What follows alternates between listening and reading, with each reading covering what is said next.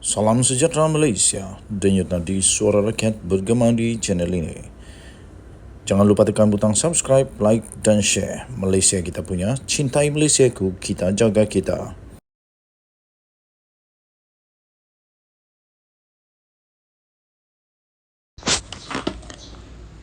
Salam sejahtera Malaysia, selamat pagi tuan-tuan dan puan-puan yang dihormati sekalian. Sehari menjelang pilihan raya di 6 buah negeri. Daripada malaysiakini.com bertarikh 10 Ogos 2023.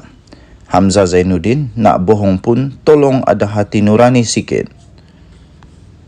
Naib Presiden PKR K. Saraswati menyifatkan kenyataan Setiausaha Agung PN Hamzah Zainuddin bahawa DAP merupakan parti yang menjadi punca perpecahan kaum dan agama di negara ini sebagai mengarut. Sebaliknya, Timbalan Menteri Pembangunan Usahawan dan Koperasi itu berkata bahawa rakyat Malaysia berasa gelisah dengan Perikatan Nasional. Katanya, teringin nak bohong pun tolong ada hati nurani sikit. Pemalsuan fakta bukannya perkara baru untuk PN, katanya. Tambahnya lagi, Hamzah tidak perlu cuba untuk memperbodohkan rakyat dengan cerita-cerita mengarut lagi mengenai DAP, katanya.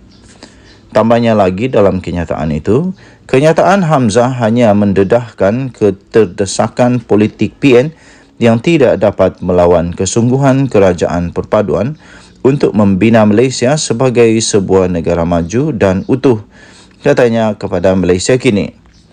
Hamzah ketika beliau berceramah di Taman Medan di negeri Selangor pada malam kemarin telah pun menegur anggota polis yang mengundi parti selain Perikatan Nasional dengan mendakwa mereka mengikut kehendak DAP. Katanya, kerana DAP lah yang memecah belahkan kaum dan dalam negara kita ini. Dulu semasa DAP kecil, sokongan DAP begitu kecil sekali. Negara ini aman. Orang Cina boleh niaga aman. India boleh buat apa saja. Melayu boleh hidup aman, sejahtera tanpa diganggu sesiapa, kata Hamzah Zainuddin. Dan beliau juga berkata, hari ini yang cakap macam-macam memecah belahkan kita adalah DAP, katanya. Kalau polis yang undi bukan PN juga mengikut kehendak DAP memecah belahkan negara kita ini, kata Hamzah Zainuddin yang juga bekas Menteri Dalam Negeri. Sementara itu, Saraswati mencabar Hamzah Zainuddin untuk menjelaskan kenyataan bekas Perdana Menteri Dr. Mahathir Mohamad bahawa PAS menjadi punca perpecahan orang Melayu sejak kemerdekaan negara ini. Apakah jawapan Hamzah Zainuddin terhadap tuduhan Mahathir itu terhadap PAS yang menentukan naratif politik dalam PN sekarang? Soal Saraswati. Naib Presiden PKR itu merujuk kenyataan Mahathir pada tahun 2018 yang beliau mendakwa dan mengkritik PAS antaranya atas dakwaan parti itu bahawa orang yang bekerjasama dengan orang kafir menjadi kafir. Di kalangan ahli PAS, penerimaan ajaran pemimpin dan parti lebih utama daripada ajaran Islam. Sebab itu, walaupun Al-Quran menyebut bahawa orang Islam itu bersaudara, ahli PAS sanggup bermusuh dengan orang Islam lain kerana ajaran oleh pemimpin PAS, katanya dalam kenyataan itu. Mahathir juga turut berkata pada ucapan pada ketika itu, kerana sikap inilah orang Melayu Islam di Malaysia berpecah sehingga sekarang. Tambah Mahathir lagi, bukan orang bukan Islam yang memecah belah orang Melayu, tetapi politik PAS yang membawa perpecahan kepada mereka. Demikian kata Mahathir pada tahun 2018 ketika mengkritik PAS. Denyut nadi suara rakyat bergema di channel ini. Berita ini dipetik daripada malaysiakini.com bertarikh 10 Ogos 2023. Hamzah Zainuddin, nak bohong pun tolong ada hati nurani sikit. Kita jumpa lagi. Selamat pagi Malaysia. Bye-bye.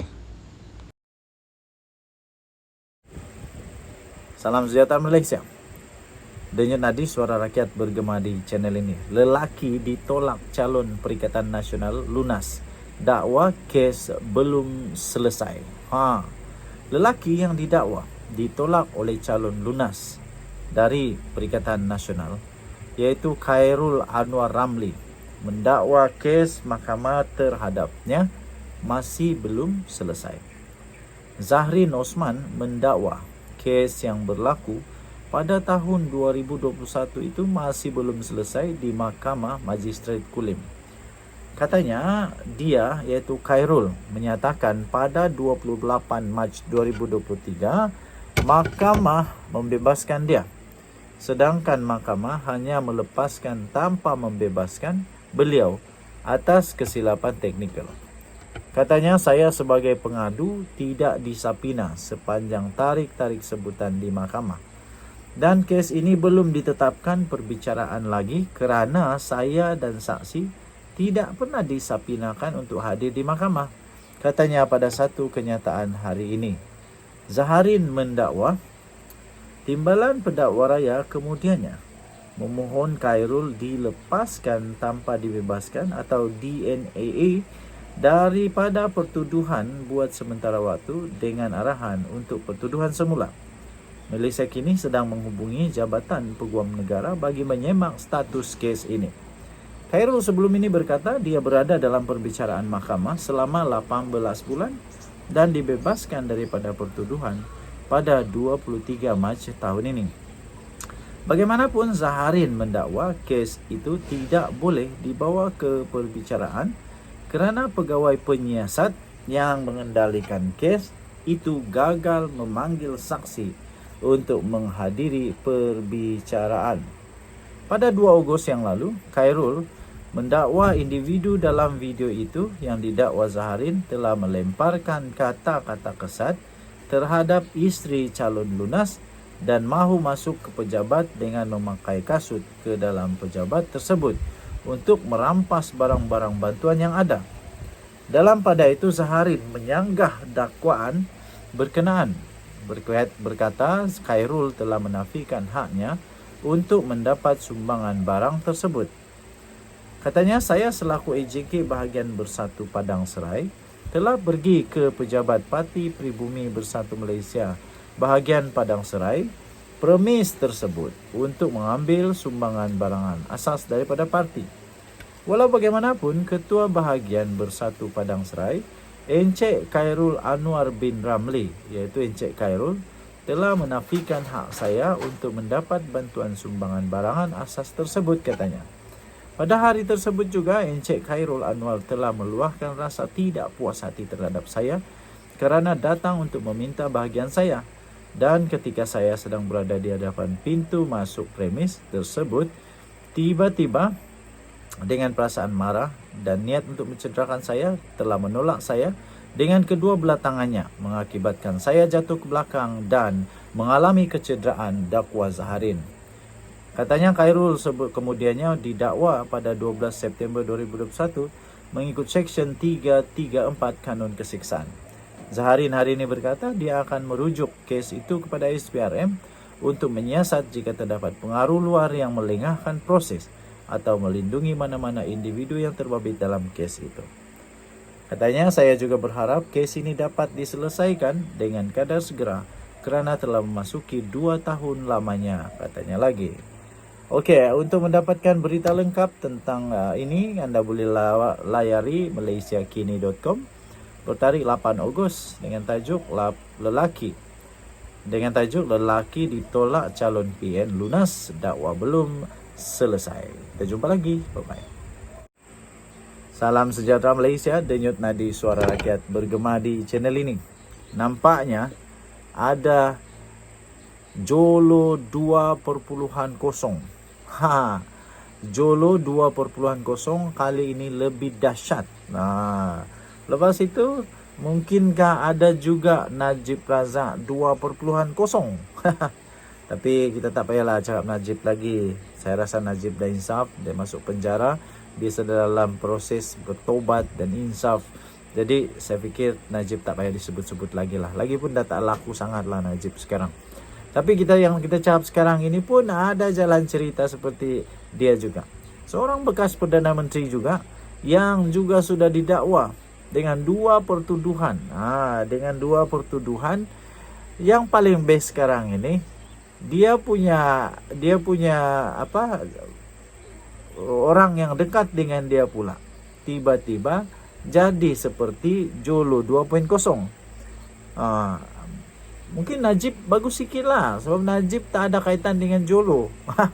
Jolo tiba-tiba hilang, keluar dari keluar negara terus hilang, tak balik-balik Malaysia lagi. Jadi mungkin itu agak okey lah. Tapi kali ini Muhyiddin Yassin, aduh, bekas Perdana Menteri Malaysia yang selalu didakwa, disebut-sebut oleh ahli politik yang lain, disebut sebagai Perdana Menteri paling gagal. Perdana Menteri paling gagal dalam sejarah.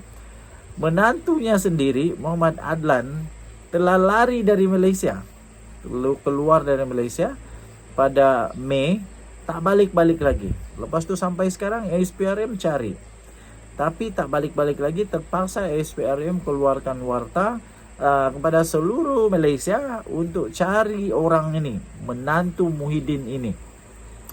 Jadi ada 2 orang yang sedang dicari, iaitu seorang ini nama dia Muhammad Adlan bin Berhan.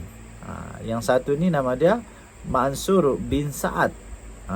Kedua-dua ini terlibat di dalam satu siasatan jenayah oleh SPRM, yaitu tentang satu kes berhubung projek berkaitan pendaftaran, pengambilan serta penyimpanan biometrik pekerja asing di sebuah kementerian. Saya fikir Muhammad Adlan nih seorang yang penakut kot. Kalau betul-betul berani dan tak salah, jangan lari. Buktikan kepada Malaysia, buktikan kepada undang-undang bahwa kamu betul. Sekarang ni bila kamu lari, kamu memang sah-sah, orang dah fikir kamu ini memang takut kena tangkap, takut masuk penjara. Mentang-mentang kamu dah jutawan, kalau jutawan lah. Mentang-mentang kamu dah jutawan, kalau kamu jutawan, kamu lari pula ke negara lain, keluar dari Malaysia, bersembunyi untuk supaya tak disiasat oleh SPRM kah? Ini harap-harap tak adalah kerja kotor orang-orang yang cuba menyembunyikan kebenaran. Harap-harap tak ada berlaku begitu. Saya betul-betul harap supaya itu tidak berlaku. Yang sekarang ini yang pening kepala adalah Muhyiddin Yassin, sebab semua orang tertuju matanya kepada Muhyiddin Yassin. Tertuju matanya kepada Muhyiddin Yassin kerana apa? Kerana dia tak tahu, dia cakap tak no comment, dia tak tahu ke mana menantu dia ni. Ini nyata sungguh menantu tak bagus lah Muhammad Adlan ni. Dia tak beritahu dia punya mentua dia nak pergi mana. Lain kali kalau nak pergi mana-mana, beritahu lah kepada mentua, supaya kalau ada masalah begini besar, mentua boleh tolong beritahu sebelum jadi kes lebih berat, lebih parah, supaya Muhyiddin boleh cari kamu di mana, boleh dibantu polis, boleh bantu SPRM untuk bawa kamu balik, supaya tak jadi lebih parah lagi. Okey? Denyut nadi suara rakyat bergema di channel ini. Bye bye.